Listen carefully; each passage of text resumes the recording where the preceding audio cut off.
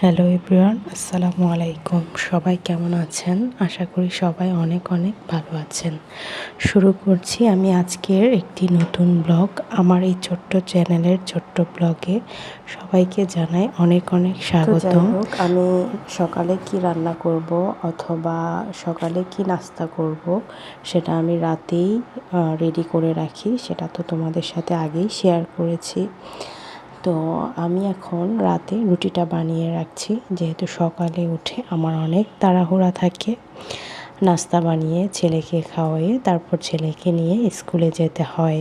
আমি এখানে রুটিটা বানিয়ে নিচ্ছি, আর ওইদিকে ভাবছিলাম রুটির সাথে কি খাবো সেটা বানিয়ে রাখবো।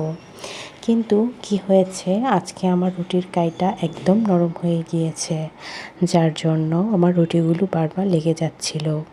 তো ভাবলাম আজকে রুটিগুলোকে একটু সেঁকে রাখবো হালকা করে, তাহলে ফ্রিজে রাখলে আর লেগে যাবে না। তো তোমরা কে কে এভাবে রুটি বানিয়ে সংরক্ষণ করে রাখো সেটা আমাকে অবশ্যই জানাবে। তো যাই হোক, রুটিগুলো ছেঁকতে ওইদিকে কারেন্ট চলে যায়। তারপর আর আমি কোনো শ্যুট করতে পারিনি, ওইদিকে খাবার খেয়ে নেই। আর শুভ সকাল বন্ধুরা, আজকের একটি নতুন সকালে তোমাদের সবাইকে জানাই অনেক অনেক স্বাগতম। এদিকে ঘুম থেকে উঠে আমার গাছগুলোকে দেখতে না পারলে আমার একদমই ভালো লাগে না। তো ওইদিকে আমি আমার গাছগুলোকে দেখতে আসলাম, আর ভাবলাম গাছগুলোতে একটু পানি দিয়ে নিই, কারণ এখন অনেক রোদ উঠেছে, ওদের হয়তো তৃষ্ণা পেয়েছে পানির। তো যাই হোক, আমি পানি দিয়ে নিচ্ছিলাম। আর আরেকটা কথা হচ্ছে, আমার এই গাছটাতে কিছুতেই ফুল ফুটছে না। কয়েকদিন ভালোই ফুল ফুটেছিল, কিন্তু এখন আর ফুল ফুটছে না। কেন ফুটছে না তোমরা আমাকে অবশ্যই জানাবে। কথা বলতে বলতে আমার গাছে পানি দেওয়া হয়ে গিয়েছে, আমি এখন নাস্তা বানাতে যাব। তো যে যেখান থেকে বসে আমার ব্লগটি দেখছো, প্লিজ লাইক করবে, সাবস্ক্রাইব করবে এবং ভালো একটা কমেন্ট করে আমার পাশে থাকবে। তোমাদের একটা কমেন্ট আমাকে অনেক দূর এগিয়ে যেতে সাহায্য করবে। আর এদিকে আমার রুটিটা সেকা শেষ, তারপরে আমি আমার ছেলের জন্য ডিম ভাজি করে নিচ্ছিলাম, যেহেতু ও তাড়াতাড়ি খেয়ে স্কুলে যাবে। তো ডিমটা ভাজা হয়ে গেলে আমি ওকে স্কুলে নিয়ে যাব। তো যাই হোক, এদিকে ডিম ভাজা হয়ে গেলে আমি স্কুল থেকে আসি, এসে বাসি কাজ যেগুলো থাকে সেগুলো করি, তারপরে আসি এখানে বেসিনে কিছু প্লেট আর পাতিল ছিল, ওগুলা ধুয়ে নিচ্ছিলাম। তো এগুলো ধুতে ধুতে তোমাদের সাথে একটা কথা শেয়ার করি, সেটা হচ্ছে আজকাল দেখবে পরিবারের মধ্যে অনেক বেশি দ্বন্দ্ব হচ্ছে, ঝগড়াঝাটি হচ্ছে জায়গা সম্পদ নিয়ে। তো এইগুলো কেন হচ্ছে, এখন আমরা বলতে পারি যে সঠিক ইসলামিক যে আদর্শ সেটা না জানার কারণে পরিবারের মধ্যে অনেক দ্বন্দ্ব দেখা যায়। যেমন একজন মা বাবা যদি শিক্ষিত না হয়, একজন মা বাবার যদি ইসলামিক জ্ঞান না থাকে, তাহলে সে দেখা যায় ছেলে মেয়ের মধ্যে পার্থক্য করে। যেমন ছেলেদেরকে হয়তো বেশি দিল, মেয়েদেরকে ঠকাই দিল, কিছুই দিল না তেমন। তারপরে হচ্ছে যে কোনো একটা ছেলেকে মা বাবা বেশি পছন্দ করেন, তাই ওকে অন্যায়ের বিরুদ্ধে অন্যায় করার জন্য ওকে উৎসাহিত করে।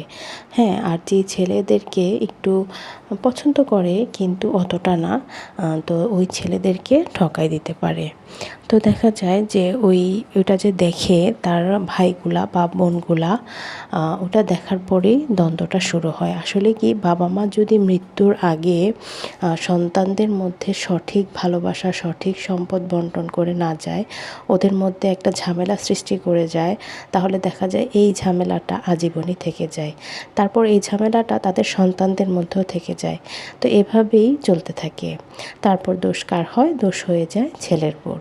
তো আমি বলবো যে প্রত্যেকেরই ইসলামিক জ্ঞান থাকা উচিত।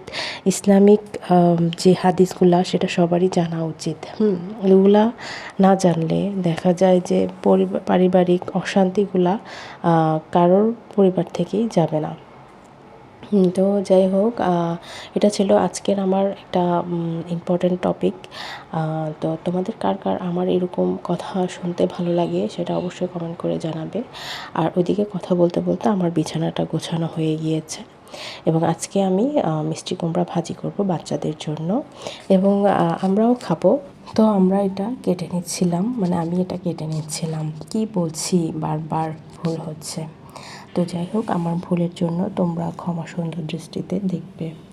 আর এইদিকে একবার রোদ উঠছে, একবার বৃষ্টি পড়ছে। বাহিরে যেহেতু কাপড় দিয়েছি, কাপড়গুলোর জন্য খুবই টেনশন হচ্ছিল।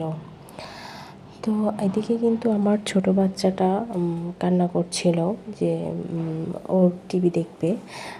তারপর ওকে টিভি দিয়ে আসলাম, ও দেখবে যেহেতু। আসলে আজকাল দেখা যায় যে মানে ঘরে ঘরে যে অশান্তি, সেটার বিষয়ে একটু কথা বলি। সেটা হচ্ছে, এখন দেখা যায় যে যে ঝগড়া করলো তার ভিতরে যদি ওই ইমানটা থাকে যে আমি যে এখন ভেজাল করতেছি, আমি যে দুইজনের মধ্যে ভেজাল লাগাই দিচ্ছি, বা আমি যে ভেজাল করছি, মৃত্যু তো যে কোনো কারো যে কোনো সময় হতে পারে। তো আমি এই ভেজালটা করার পরে যে আমি কবরে চলে যাই এখন, তাহলে এখনই আমার শাস্তিটা শুরু হয়ে যাবে। হ্যাঁ, আর ওরা যে দুনিয়াতে যে পাপগুলা করবে, যে ঝগড়াঝাটিগুলা করবে, হিংসা বিদ্বেষ করবে, এগুলোর জন্য দায়ী আমি নিজেই থাকবো। তো এটা যে বাবা মা বুঝবে অথবা যে ভাই বোন বুঝবে, তারা কখনোই এসব ভেজালের কাজ করবে না বা খারাপ কাজ করবে না। তো দেখা যায় আবার এটাও ঠিক যে যদি কোনো ভাই বা বোন খুব নরম স্বভাবের হয়, যে সব কিছু ছেড়ে যায়, যে থাক থাক কিছু হবে না, বা এগুলো অন্যায়কে মাথা পেতে নেয়, এরকম যেসব ভাই বোন আছে ওরা দেখা যায় বেশি ঠকে যায়। তো সব দিকেই দেখা যায় যে যারা ছোট বা যারা নরম স্বভাবের, তাদের কপালটা খারাপ হয়। তাদের ওয়াইফ বলেন, তাদের হাজব্যান্ড বলেন, তাদের সন্তান বলেন, সব দিক দিয়ে ঠকে যায়।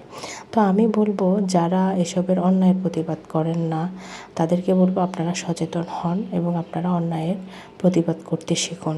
কারণ অন্যায় অন্যায়ই, সেটা আপনার আপনজন করুক আর বাহিরের মানুষ করুক, যেই করুক না কেন, দিন শেষে আপনি ঠকবেন, অথবা আপনার ওয়াইফ ঠকবে, অথবা আপনার হাজব্যান্ড ঠকবে, অথবা আপনার বাচ্চারা ঠকবে। তো এটা আমি যতটুকু দেখেছি বা যতটুকু বুঝেছি সেখান থেকে বললাম।